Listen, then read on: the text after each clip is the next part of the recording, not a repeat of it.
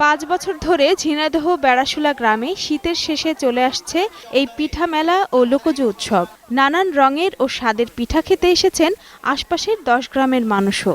উৎসবে এসে মুগ্ধতার কথা জানালেন অনেকেই। এতগুলো পিঠা, এত প্রকারের পিঠা এর আগে কখনো এভাবে দেখার স্কোপ হয়নি। লাঠি খেলা, সাপুরের খেলা, তাছাড়া নানা রকম পিঠাও দেখেছি যা অনেক মজাদার। ভাপা পিঠা, জামাই পিঠা, তেলে ভাজা পিঠা নিয়ে আসছি এবং এখানে এসে অনেক ভালো লাগছে।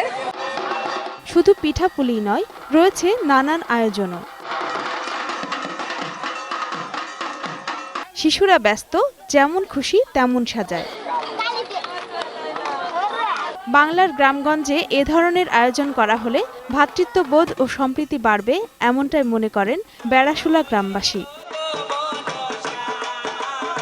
বিভিন্ন এলাকার মানুষ আমাদের এই উৎসবে এসে যোগদান করছে, তার মধ্য দিয়ে একটা সুন্দর একটি উৎসবে এটা রূপান্তরিত হচ্ছে।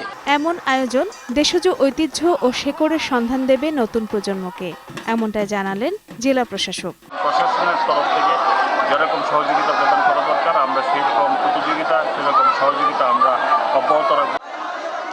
Desk report, 21 television.